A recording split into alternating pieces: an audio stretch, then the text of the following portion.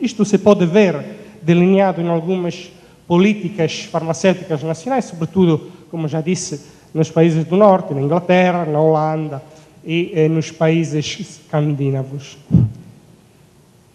Em quarto lugar, tem muitas das políticas farmacêuticas em Europa, nos países europeus, falam de eficiência. Proporcionar acesso a medicamentos de uma forma eficiente.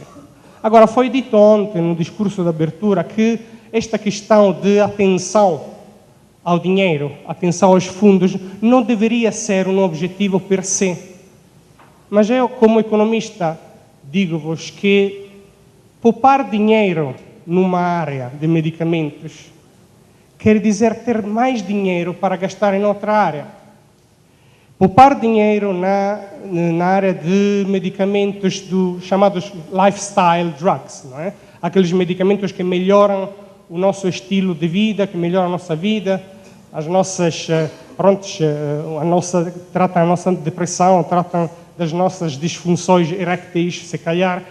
Poupar dinheiro nessa área quer dizer poder ter mais dinheiro para gastar em outras áreas, se calhar de medicamentos essenciais. Então, ter value for money, ter o máximo resultado possível pelo dinheiro que se está a investir na área de medicamentos, numa parte da área de medicamentos, quer dizer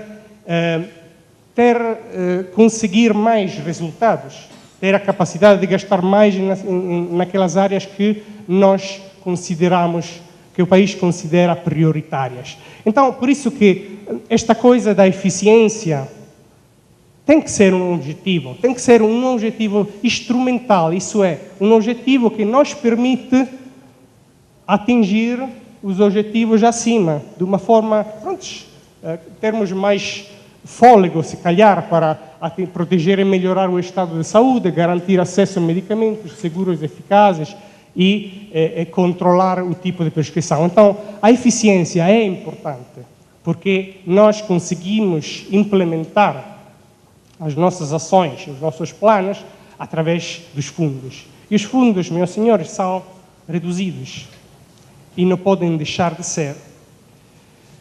Agora, o conceito mais importante desta transparência, nesses slides, é que todas estas políticas de saúde têm uma interação muito forte um com os outros.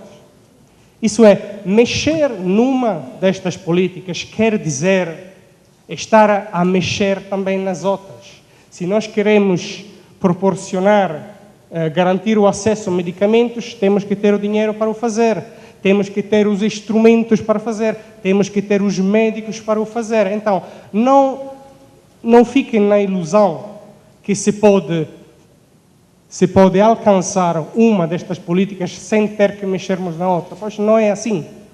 Não é assim. Mexer numa destas políticas vai ter consequências nas outras e, sobretudo, na questão dos fundos. Eu vou rapidamente mostrar porquê. Mais um gráfico. Os economistas gostam muito de gráficos, mas juro que este é o único, o único na minha apresentação. Este é um bocadinho aquele discurso que o André Pierre fez ontem do crescimento da despesa sanitária, do crescimento da despesa de medicamentos ao longo dos anos. Olhem, reparem, nas últimas 2 décadas, o produto interno bruto dos países tem crescido bastante, não é? Esta linha, assim no fundo. Mas as despesas sanitárias têm crescido ainda mais. E dentro das despesas sanitárias, as despesas de medicamentos têm crescido mais que os outros. Têm crescido de 3 vezes, 5. Qual é a implicação disto que estou a dizer? Que é quase inevitável, à medida de que a renda dos países cresce, vão crescer as despesas sanitárias. E à medida de que as despesas sanitárias crescem, vão crescer ainda mais as despesas de medicamentos. Isto é um fator quase inevitável, porque o nosso estilo de vida muda, o nosso estilo de vida passa a requerer mais cuidados, mais medicamentos, entram medicamentos novos, a população vive mais anos, temos mais velhos. Na Europa passamos aquilo que se chama, já estamos debaixo daquilo que se chama replacement rate e praticamente não fazemos suficientes filhos para manter o mesmo nível de população. Então, nos países OECD, nos 30 países da OECD, na Organização de Países Desenvolvidos Economicamente, tem havido esta situação e é um trend muito claro.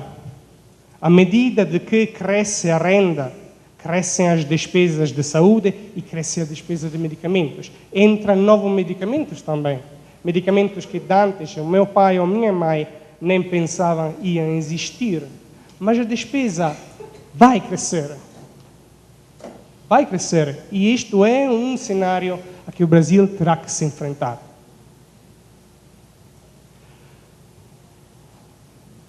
Qual é o outro lado da moeda deste crescimento? E, sobretudo, do crescimento das despesas de medicamentos. A despesa de medicamentos é muito particular. Normalmente, realiza-se muito por gasto do próprio bolso. Não é? Não há seguros de saúde, não há serviços sanitários oferecidos diretamente pelos governos que conseguem evitar isto. A despesa de medicamentos é feita, sobretudo, por grande parte, por gasto de bolso. E por que a gente quer evitar este gasto de bolso? Qual é a diferença entre gastos normais, planificados, e um gasto de bolso?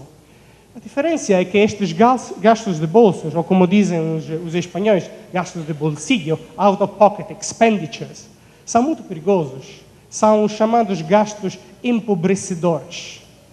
Quando uma pessoa, de repente, tem que ter dinheiro, tirar dinheiro do próprio bolso, sem ter previsto o que tinham a fazer para pagar medicamentos, isto são aquelas despesas que são mais prováveis, que a literatura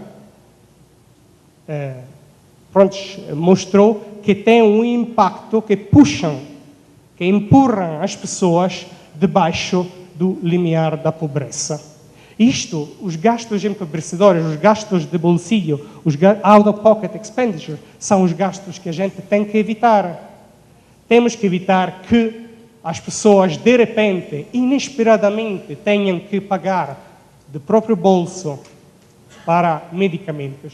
E podem ver que, em todos os países europeus, a porcentagem de gasto que se realizam do próprio bolso por medicamentos é maior que nas outras áreas.